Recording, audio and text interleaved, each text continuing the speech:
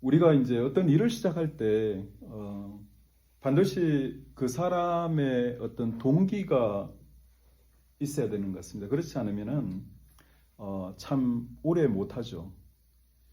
학생들이 공부를 해도 밤늦게 공부를 해도 어떤 모티베이션이나 힘의 그 원천이 없으면 안 될 거고요. 또 부모님들이 밤에 열심히 자녀를 위해서 일하는 것도 어떤 동기부여가 되어 있지 않으면 또 힘의 원천이 없으면 불가능하다고 생각됩니다. 누군가 또는 어떤 자리에서 한 자리에서 오랫동안 그 일을 감당하기 위해서는 그 사람에게도 분명하게 어떤 힘의 원천이 있어야 되는 줄 생각됩니다. 어떤 사람은 또 성공하고 싶어서 일을 하기도 하고요. 어떤 사람은 명예를 얻기 위해서 일을 하기도 하고, 어떤 사람은 또 어떤 책임감 때문에 일을 할 때가 있습니다. 하지만 이런 동기로 일을 이렇게 하다 보면요, 시간이 지나면 보이지 않는 그런 어떤 어려움들이 생깁니다. 기대했던 것보다 그 결과가 나쁠 때가 있습니다. 그럴 때는 많이 좌절하게 되지요. 또 아무리 해서도 주변에서 인정을 안 해줄 때가 있습니다. 그때는 저는 동기가 인정받는 거였는데 그게 없으니 모티베이션을 잊어버리는 겁니다. 또 따뜻한 사랑으로 이렇게 환대했던 사람이 갑자기 오해와 어떤 잘못된 생각을 해서 관계 때문에 상처받을 때도 있습니다. 그때 이제 우리는 그 일에 대해서 회의가 될 때가 있죠. 그러면 우리가 이제 그런 분들이 특히 동기가 이제 그런 게 상실되었을 때 그분들이 생각하는 생각들이 있을 수 있습니다. 그러면 내가 왜 여기까지 왔을까? 무엇이 나를 여기까지 오게 하고 지금 나는 이 자리에서 무엇을 하고 있나? 그런 생각이 들 때가 있을 수 있을 것 같습니다. 우리가 어떤 일을 시작하는 것만큼 더 중요한 것은 그 일을 시작하게 하고 또 꾸준하게 그 일을 감당할 수 있는 어떤 동기가 될 수 있는 원천의 힘. 그런 것들이 정말로 중요할 것 같습니다. 우리는 이제 신앙생활 하면서 이런 이야기를 가끔 듣습니다. 신앙생활 얼마나 오래 하셨어요? 그러면 뭐 모태신앙입니다. 뭐 대학교 때 예수를 믿었습니다. 다양한 답을 하겠죠. 또 교회에서는 어떤 직분을 맡고 계십니까? 그런 이제 말씀을 들을 때도 있습니다. 하지만 예수님께서 관심 있는 것은 이러한 종류의 신앙의 연수나 직분이나 그 사람의 어떤 교회에서 어떤 업적들 이런 것들에 관심이 있지는 않을 것 같습니다. 그러면 우리가 신앙생활을 하면서 사람들을 많이 섬기고 돌보고 보호하고 하는데 그리고 이 모든 것의 어떤 결과는 결국에는 그 사람들이 하나님과 더욱 가까워지고 예수님과 더욱 가까워지게 하는 게 목적인데 그러면 가장 그 일을 하게끔 하는 원천과 우리의 어떤 에너지원은 무엇일까 생각해 봤으면 좋겠습니다. 여러분은 이 교회 신앙생활을 하면서 하나님을 섬기고 계신데 여러분의 그 하나님께 받은 어떤 사명과 소명은 어디에서 무슨 근거에서 시작이 됐는지 궁금해집니다. 또 그 시작된 가운데 어떤 모습으로 우리의 신앙생활이 진행되고 또 우리가 마지막 하나님께 가기 전에는 어떤 모습으로 마무리되어야 되는지 그러한 것들을 성경의 본문을 포함해서 몇 장면만 살펴보고 우리가 말씀을 나눴으면 좋겠습니다. 처음 장면입니다. 요한복음 21장에 보면 여러분이 너무나 잘 아는 내용이 나옵니다. 누가 나오죠? 갈릴리 바닷가에서 정말로 낙심해서 실패해서 무엇을 해야 될지 모르는 혼란에 빠져 있는 예수님의 제자가 나옵니다. 누굽니까? 베드로입니다. 베드로는 누구보다 자신 있게 주님을 따르겠다고 약속하고 말씀했던 사람입니다.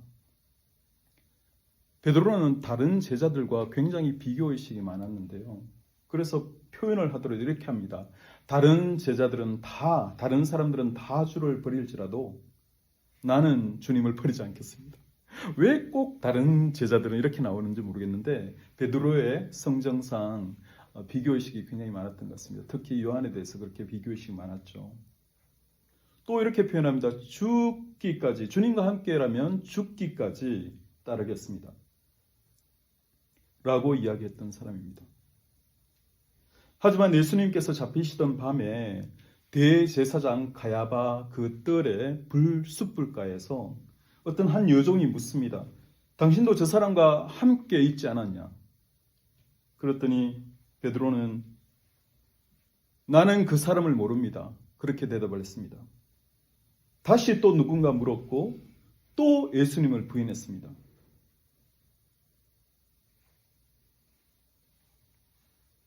그리고 마지막 질문을 받았을 때도 저주하고 맹세하며 나는 그 사람을 알지 못합니다. 3년간 예수님을 따라다녔는데도 그 자리에서 나는 저 사람을 저주하면서 맹세하며 나는 저 사람을 모릅니다. 그렇게 표현했습니다. 너무 강하게 예수님을 부인합니다. 바로 그때 예수님께서 예언하신 대로 닭이 울고요. 그날 이후 베드로의 마음 속에는 지워지지 않는 자기의 삶의 회의가 있었을 것 같습니다. 나는 정말 예수님을 3년간 따라다녔는데 예수님을 정말 사랑한 게 맞을까? 내 믿음은 말뿐이었나? 그런 베드로에게 부활하신 예수님께서 그 요한복음 21장에 찾아오시는 겁니다. 숯불을 피우셨습니다. 똑같은 그 환경입니다. 예수님을 부인했던 대제사장 가야바의 그 뜰에도 숯불이 있었습니다. 아마 베드로가 숯불을 보았을 때 예수님을 부인했던 그 순간이 떠올랐을 겁니다. 예수님께서 왜 베드로를 찾아갔습니까? 책망하기 위해습니까? 그렇지 않습니다. 예수님은 그 베드로를, 그 좌절에 있는 베드로를 다시 살리기 위해서, 깨우기 위해서, 세우기 위해서 찾아가신 겁니다. 그때 베드로에게 주님께서 물으신 것은 딱 한 가지입니다. 요한의 아들 시몬아, 네가 이 사람들보다 나를 더 사랑하느냐? 베드로는 두려움에 떨며 주님 그러하나이다. 내가 주님을 사랑하는 줄 주님께서 아시나이다 라고 대답합니다. 이 처음 세 번 질문한 가운데 처음 두 질문은 여러분도 아시는 것처럼 이 사랑의 표현이 좀 다르죠. 처음 두 번은 아가파오, 죽음까지 바쳐서 너가 나를 사랑하느냐 이렇게 질문했습니다. 하지만 베드로는 그렇게 답을 할 수가 없었습니다. 저는 주님을 친밀하게 사랑합니다. 친구처럼 사랑합니다. 저는 주님을 필요합니다 라고 대답을 했습니다. 두 번이나 그렇게 답을 들은 예수님은 이제 질문을 바꿔서 그 사랑의 눈높이로 내려가서 베드로에게 베드로야 너가 나를 필요하느냐? 나를 정말로 친밀하게 사랑하느냐? 이렇게 물었을 때 베드로가 동일하게 주님 저는 주님 필요합니다. 주님께서 아십니다. 라고 대답합니다. 베드로는 자신의 그 마음 솔직하게 표현했습니다. 제가 죽기까지 주님을 사랑하는지 자신이 없습니다. 하지만 저는 정말로 친밀하게 주님을 사랑하는 것 같습니다. 우리는 사실 우리 마음도 잘 모르지 않습니까? 우리의 기분이 이런지 저런지 또 정말 내가 이 사람을 정말 어떻게 사랑하는지 좋아하는지 아침대로 다르고 저녁 다르기 때문에 그런 마음 가운데 베드로도 자신이 없었는지 죽기까지 주님을 사랑한다는 표현은 못하고 주님을 친밀하게 친구처럼 그렇게 사랑합니다 라고 표현했습니다. 예수님은 이 베드로의 사랑도 받아주시고 마지막에는 필요의 친밀함으로 나를 사랑하느냐 물었을 때 그 답을 듣고서는 이렇게 표현합니다. 베드로는 내가 사랑하는 줄 주님께서 아십니다 라고 말했습니다. 이 고백은 어떻게 보면 자신감이 넘쳐나는 사람의 표현이 아니라 자신의 연약함을 어떻게 보면 가장 잘 아는 사람의 고백입니다. 베드로는 예수님의 눈높이 사랑으로 일어설 수 있었습니다. 그의 의지 때문이 아닙니다. 그의 어떤 결정이나 어떤 의지적인 결정 때문이 아니고 이것이 복음입니다. 로마서 5장 8절에 이렇게 말씀합니다. 우리가 아직 죄인 되었을 때에 그리스도께서 우리를 위하여 죽으심으로 하나님께서 우리에게 대한 자신의 사랑을 확증하셨느니라. 우리가 아직 죄인 되었을 때, 주님을 외면하고 넘어졌을 때 예수님께서 먼저 우리를 사랑하셨습니다.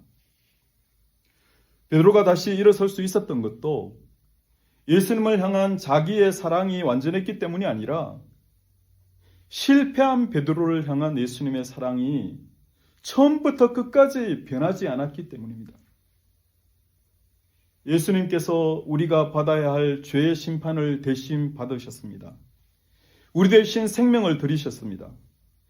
그리고 부활하심으로 우리에게 참 생명을 주셨습니다. 그러므로 죄에서 회개하고 예수님께로 돌아오는 모든 사람에게는 어떤 실패와 어떤 좌절에서도 다시 시작할 수 있는 길을 열어 주신 것입니다. 우리의 참 소망은 우리가 얼마나 주님을 잘 붙들고 있는가에 대해서 있는 것이 아닙니다. 예수님께서 우리를 꼭 붙들고 있기 때문에 우리에게 참 소망이 있는 것입니다. 갈릴리로 찾아간 예수님께서는 베드로를 위로하는 데 끝나지 않습니다. 어떻게 이야기합니까? 내 양을 먹이라, 내 양을 치라, 내 양을 먹이라 이렇게 말씀하십니다. 내가 주를 사랑하는 줄 주께서 아십니다라고 표현했을 때 예수님께서는 내 양을 먹이라, 또 주께서 아십니다, 내가 주를 사랑하는지 주께서 아십니다 표현했을 때 내 양을 치라, 또 한 번 더 표현했을 때 내 양을 먹이라 라고 3번이나 부탁하셨습니다. 말씀하셨습니다. 여기서 원어적으로 보면은 처음 나오는 양, 내 어린 양을 먹이라고 할 때 이 양은 아르니아라는 표현으로 어린 양을 나타냅니다. 정말로 목자가 케어하지 않으면은 죽을 수밖에 없는. 두 번째 양은 좀 자라난 양입니다. 양떼를 표현하고 있습니다. 그래서 어린 양을 포함해서 자라난 양까지 그 모든 양들의 떼들을 너희가 먹이고 그 다음에 지켜 보호하고 그들을 살피라라는 이야기입니다. 먹이라라는 것은 자라게 하라는 뜻이고 치라라는 것은 인도하고 보호하고 위험에서 지키라는 뜻입니다.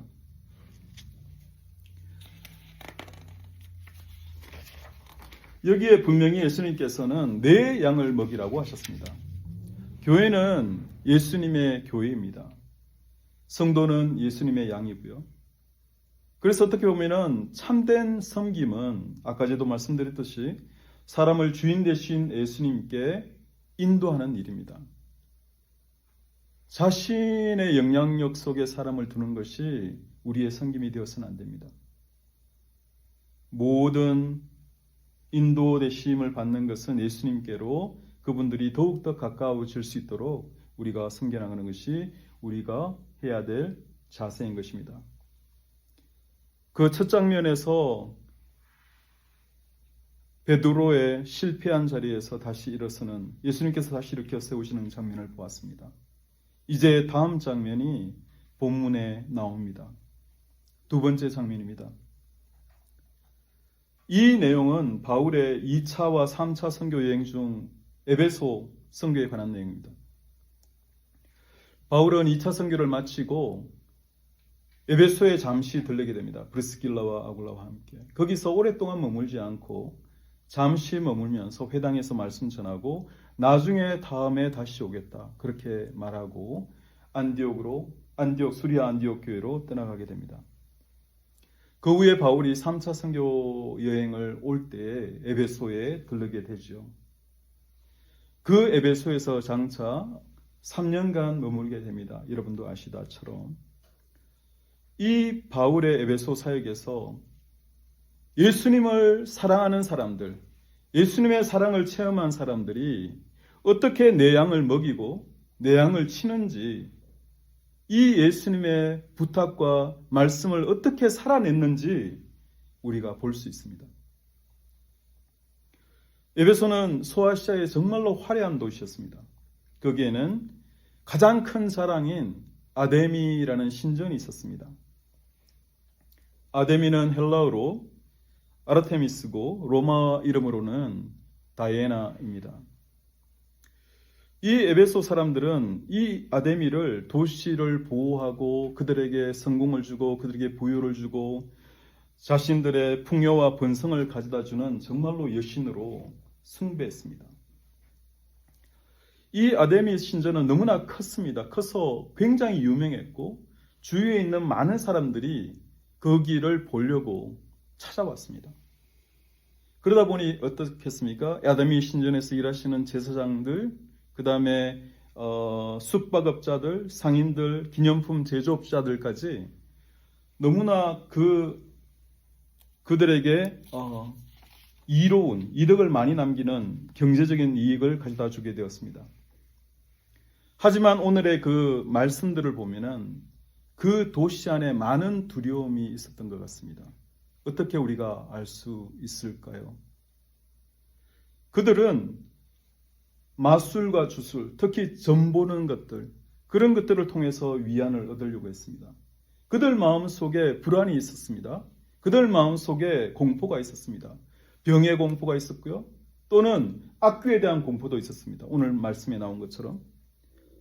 사람들은 질병과 악한 영을 두려워했고 알 수 없는 미래에 대해서 두려워했기 때문에 그들은 점과 그들은 주술과 마술에 대해서 너무 탐닉해 있었습니다. 그래서 주문을 외우고 부적을 이용했습니다. 자신들의 건강과 성공과 안전을 이 주술로, 이 점들로 지키려고 했던 것입니다. 겉으로는 너무나 화려합니다.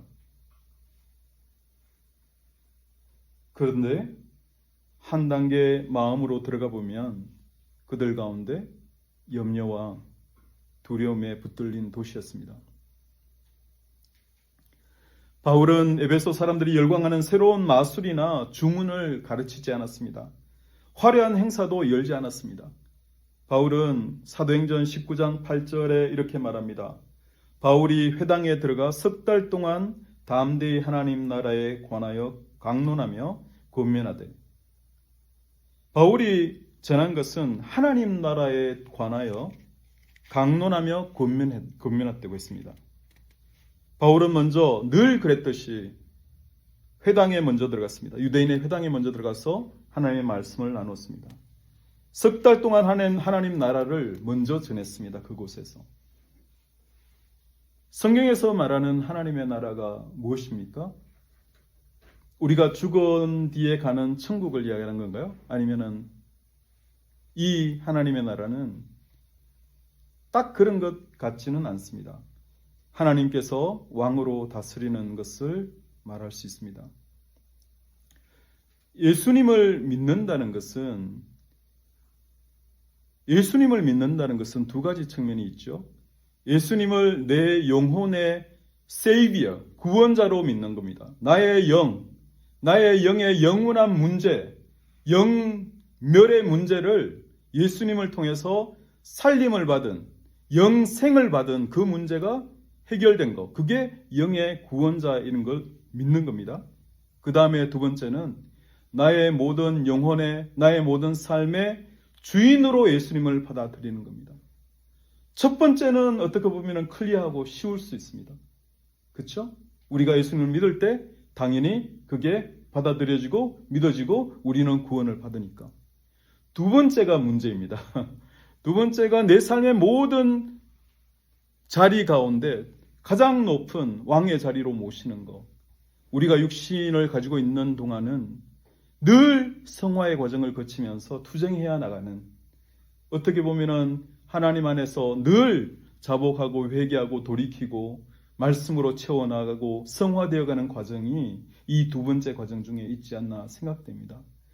여러분들 중에 삶의 정말로 주인을 예수님으로 모시고 있는 분이 있으면 너무나 감사하죠. 근데 저는 그런 단계가 안 되고 늘 투쟁하고 있고 늘 스트러글링하고 있는 그런 가운데 있는 사람입니다. 이 두 가지가 우리의 삶 속에 받아들여지는 것입니다. 여기에서 바울은 담대히 전했다고 했습니다. 여러분, 이 담대히라는 표현을 어떻게 이해를 해야 되는가 하면요, 보통 우리가 복음이 전해질 때 참으로 사람들이 듣기 좋은 말씀만 전해질 경우가 참 많습니다. 사람들이 싫어하거나 조금 더 불편해하면은 복음에서 중요한 내용이지만 그것을 포함시키지 않습니다. 오늘날에도 많은 교회들이 회개에 대해서 잘 설교하지 않습니다. 또한 심판에 대해서도 잘 설교하지 않습니다. 늘 복과 하나님께서 베푸르신 은혜와 사랑과 그런 것들이 강조되는 겁니다. 하지만 바울은 여기에서 담대히 전했다는 말씀은 사람들의 눈치를 보지 않고 복음을 완전하게 컴플릿하게 사람들에게 죄와 회개와 예수 그리스도를 주로 믿는 구주로 따르는 복음의 진리를 전했다는 것입니다. 또한 바울은 두 번째 보면은 무조건 믿으라고 강요하지 않았습니다. 바울은 굉장히 로지컬한 사람이죠. MBTI로 따지면 아마 TJ 정도 될 것 같습니다. 논리적이고 계획적이고. 본문은 그가 말씀을 강론하며 권면했다라고 이야기했습니다. 성경을 설명하고 질문에 대해서 답하고 한마디로 강의 설교하시고 질문을 듣고 답을 하시고 사람들이 믿을 수 있도록 잘 가르쳤다는 것입니다. 바울이 3달 동안 복음을 전했지만 모든 사람이 믿은 것은 아니었습니다. 여기 보면은 사도행전 19장 9절은 말합니다. 어떤 사람은 마음이 굳어 순종하지 않고 무리 앞에서 이 도를 비방하거늘. 저희들도 말씀을 듣고서 마음이 굳어서 그 말씀을 들어도 반응하지 못할 때가 참 많죠. 왜냐하면 우리가 죄 때문에 우리의 마음이 하나님과 막혀 있을 때는 말씀이 잘 들리지 않습니다. 아니면 세상의 번잡한 생각들 때문에 그 말씀이 잘 들리지 않을 때가 있죠. 마음이 굳어진다는 것은 말씀을 들어도 전혀 반응이 안 된다는 겁니다.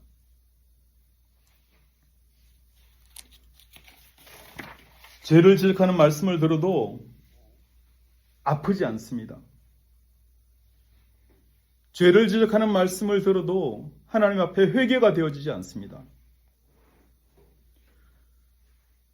어떤 반응이 먼저 나옵니까? 회개하라는 말씀이 나오면 다른 사람을 먼저 생각합니다. 이 말씀은 저 사람이 말씀을 들어야 되는데, 이 말씀은 허장로가 들어야 되는데, 이 말씀은 어떤 권사님이 들어야 되는데, 김집사님이 들어야 되는데, 이렇게 생각할 때가 참 많습니다. 저도 가끔 그럴 때가 있었습니다. 사실 설교 말씀 들을 때 그분이 오늘 오셨어야 되는데, 그러나 모든 하나님의 선포되는 말씀은 나를 먼저 비추는 거울이 되어야 됩니다. 나에게 먼저 적용이 돼야 되는 거죠. 설교자도 마찬가지고요. 들을 때도 마찬가지고. 하나님께서는 말씀을 통해 다른 사람을 판단하라고 하시기 전에 우리의 마음을 살피게 하십니다.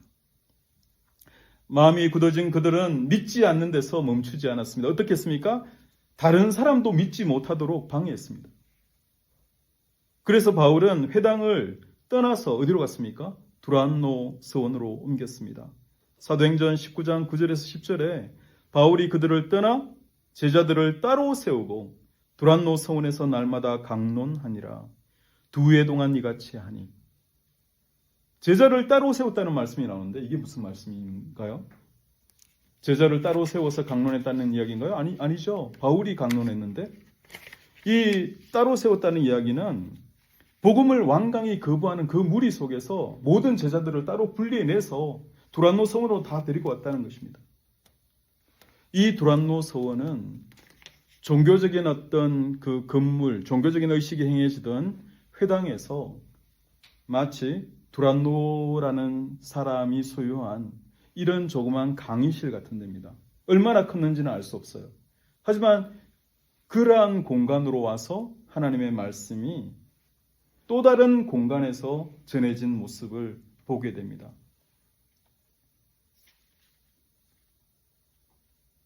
이처럼 사람이 복음이 전파되는 것을 방해해도 하나님의 말씀은 멈추지가 않습니다. 바울은 두라노 서원에서 2회 동안, 2년 동안 날마다 하나님의 말씀을 가르쳤습니다. 여러분, 우리 교회에서 날마다 하나님의 말씀을 가르치면 나오실래요? 아멘? 네, 아멘. 날마다 하나님의 말씀을 가르쳤습니다. 강론하고, 그것도 뭐 강론이면 1시간이겠습니까? 제 생각에는 아마 저녁 먹고 모여서 계속 하지 않았을까? 낮에는 일을 하시고. 우리의 믿음은 이렇게 말씀을 들을 때 자라는 것 같습니다. 한 번의 어떤 감격보다는 꾸준하게 말씀을 듣는 것이 너무나 중요합니다. 왜냐하면 우리가 오랫동안 붙들고 있는 우상들이 너무나 강력하기 때문입니다. 우리에게 그러한 우상들이 너무나 많습니다. 그렇기 때문에 말씀 앞에서 우리는 계속 나를 돌아보고 하나님께 돌이켜야 됩니다. 회개합니다. 그래서 교회는 복음의 메시지를 늘 반복해서 듣는 곳입니다. 복음 뻔하지.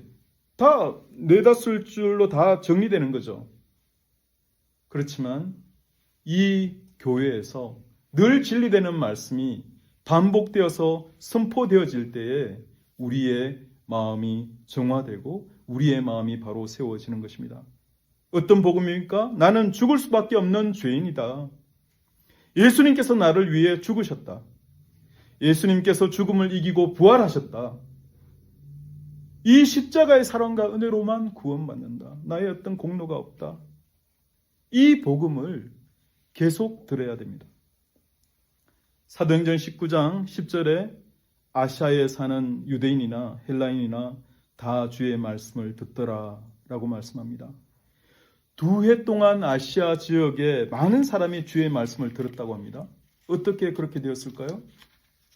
바울은 매일매일 강론을 했기 때문에 두란노 서원을 떠날 수가 없었는데 어떻게 하나님의 말씀을 들을 수 있었을까요?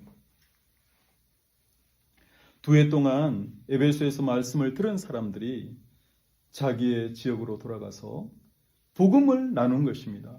그렇게 해서 여러분이 복음을 듣고 여러분이 일터에 가서 여러분이 가정에 가서 복음을 전한 것입니다. 사도행전 19장 18절 19절 말씀에 믿은 사람이 많이 와서 자복하여 행한 일을 알리며 또 마술을 행하던 많은 사람이 그 책을 모아가지고 와서 모든 사람 앞에서 불사르니 그 책값을 계산한 즉 은 5만이나 되더라 라는 표현이 나옵니다. 이 말씀이 전파되자, 이 진리가 전파되자 에베소에서 변화가 일어났습니다.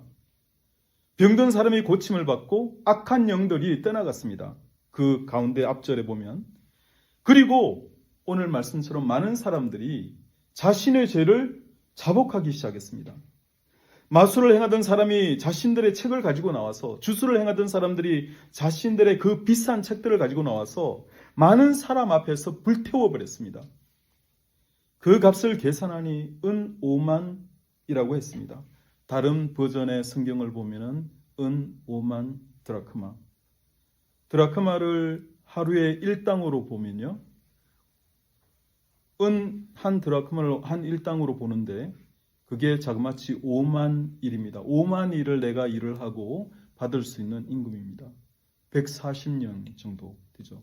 140년 일하고 받는 그 임금이 그 정도 가격이 되는 겁니다. 그 비싼 책들, 자기가 생각하고 정말 중요하게 생각했던 나의 모든 문제의 솔루션을 얻었던 그 책들, 주술책들, 점책들, 점보는 책들, 그런 것들을 다 불태워버린 것입니다.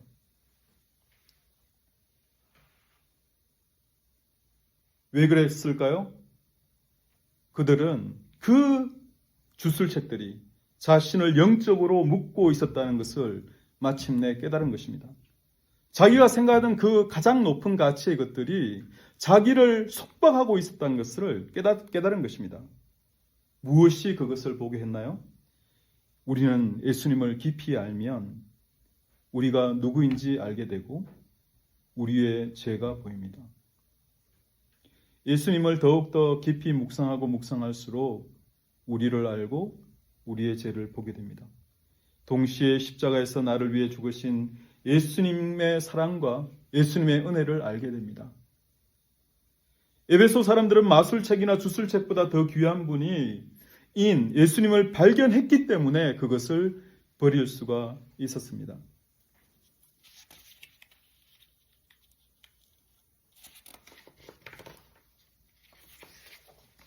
팀 켈러 목사님이 이런 말씀을 하셨습니다. 내가 만든 신이란 책에 우상이란 하나님보다 더 중요하게 여기고 하나님보다 더 우리의 마음과 생각을 사로잡는 모든 것이라고 이야기했습니다. 우리가 무엇을 가장 사랑하고 의지하느냐에 따라 점점 그것에 우리는 매이게 됩니다. 이처럼 우상은 우리를 속이고 우리를 마침내 속박해버리지만 예수님께서는 우리에게 자유를 주십니다.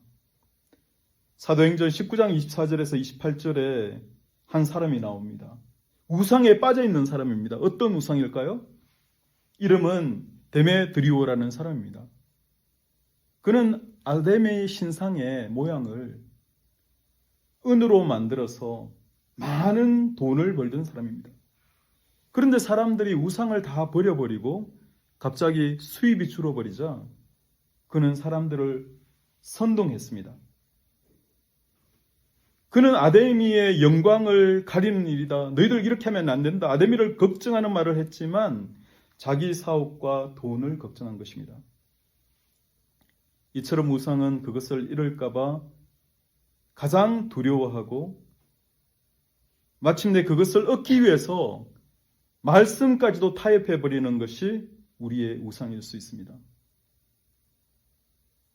그것을 잃어버릴까봐 가장 두려워하고 그것을 얻기 위해서 잃지 않으려고 하나님의 말씀까지 타협해버리는 그런 것들이 우리의 우상일 수 있습니다. 우리의 마음은 어떻습니까? 우리는 예수님보다 무엇을 더 붙들고 있습니까? 솔직하게 우리의 내면을 바라봤으면 좋겠습니다.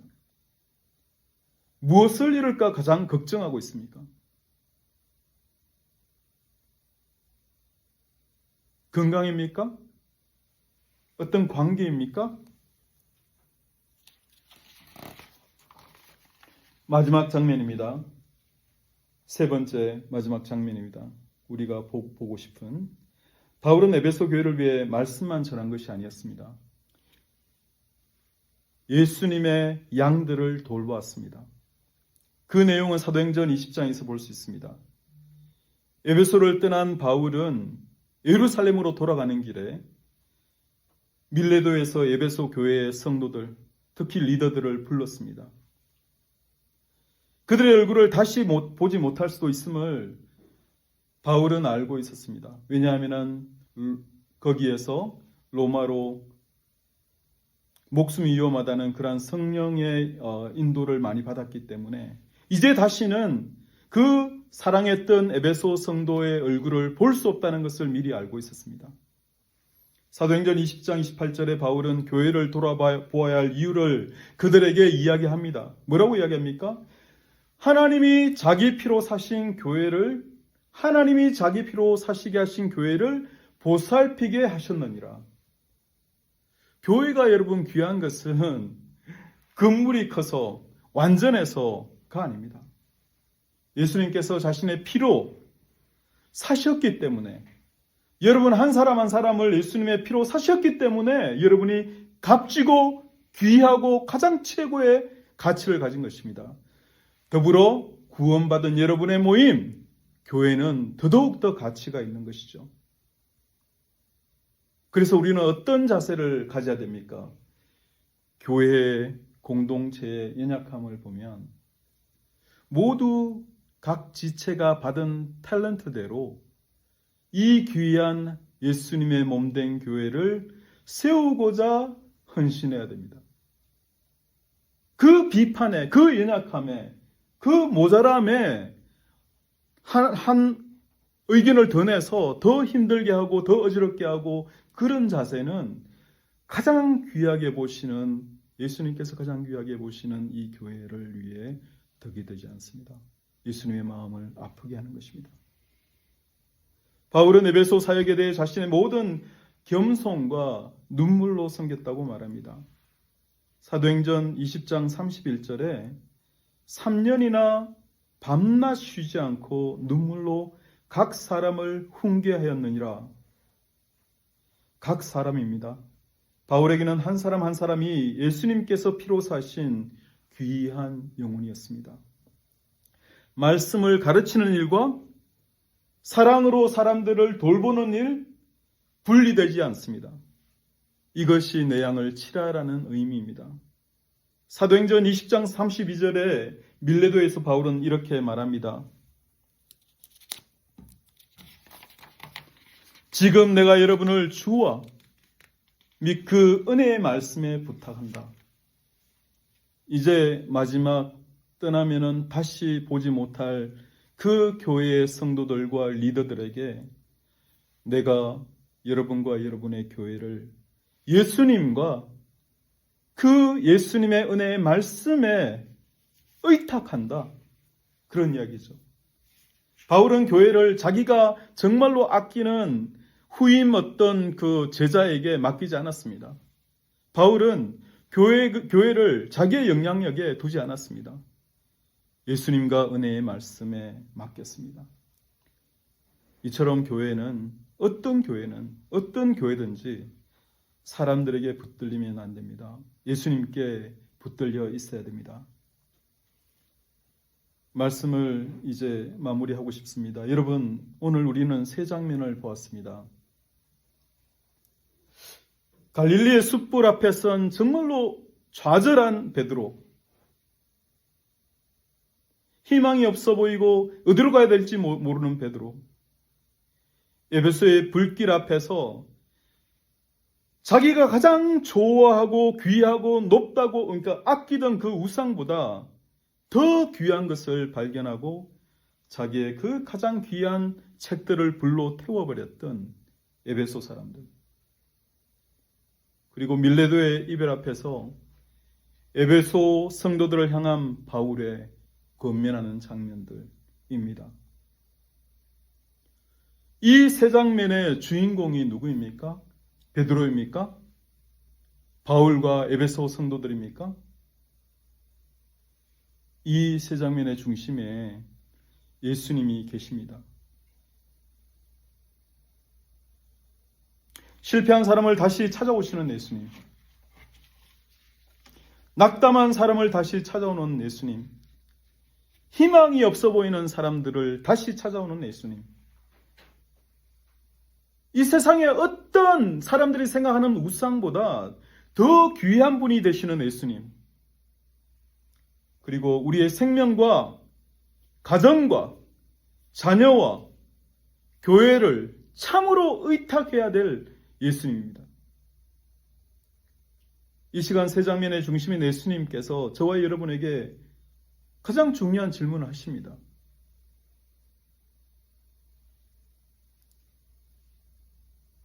네가 나를 사랑하느냐? 사람마다 언뜻 대답하기 어려울 수 있습니다. 하지만 우리가 먼저 확실히 알고 믿어야 되는 것은 예수님이 우리를 먼저 죽기까지 사랑하셨다는 것입니다. 예수님께서 먼저 좌절한 우리를 찾아오셨다는 것입니다. 예수님께서 우리를 꼭 붙드시고 다시 세우셨다는 것입니다. 그러므로 우리는 예수님의 사랑을 더 깊이 알기 위해 늘 묵상해야 됩니다. 기도의 자리에서, 말씀을 보는 상황에서, 말씀을 듣는 가운데, 찬양을 하는 가운데 예수님이 얼마나 우리를 사랑하셨는지 늘 묵상하는 자리에 가급적 많이 갈 수 있도록 노력을 해야 됩니다. 그때 우리의 진실한 입술의 고백이 나올 겁니다. 우리가 말로 예수님 저 사랑합니다 라고 표현하는 거기에 항상 말이 앞서고 우리의 마음은 뒷전에 있습니다. 우리의 마음이 더 앞서가는 아니면 같이 가는 그런 고백이 우리가 예수님의 사랑을 진심으로 묵상할 때, 더 깊이 묵상할 때 우리가 그렇게 될 줄 믿습니다. 그리고 예수님은 핏값으로 사신 양들을 맡기시며 내 양을 먹이라, 내 양을 치라라고 말씀하실 것입니다. 우리가 예수님, 제가 주님을 사랑하는지 주님께서 아십니다 라고 고백할 때 예수님께서는 가장 귀하게 보시는 영혼들을, 그 양들을 여러분 옆으로, 그게 직장이든지 교회든지 어디든지 보내리라 생각합니다. 우리가 예수님을 사랑하면 실패와 좌절에서 일어서게 됩니다. 예수님을 사랑하면 그분보다 더 귀하게 여기던 것들을 점점 내려놓게 됩니다. 예수님을 사랑하면 내 생명과 가정과 교회를 예수님께 맡기게 됩니다. 저와 여러분, 우리에게 주어진 여생이 70년인가요? 70년인가요? 50년인가요? 네. 20년 플러스 마이너스겠죠, 그죠? 그 여생 동안 우리의 생명과 우리의 가정과 자녀와 교회를 끝까지 붙드시는 예수님만을 의지하고 우리가 주님의 사랑을 입은 자로서 기쁨으로 우리에게 보내주신 양들을 먹이고 돌보는 예수님을 따르는 복된 사람들이 되시기를 주님의 이름으로 축원합니다. 같이 찬양하겠습니다.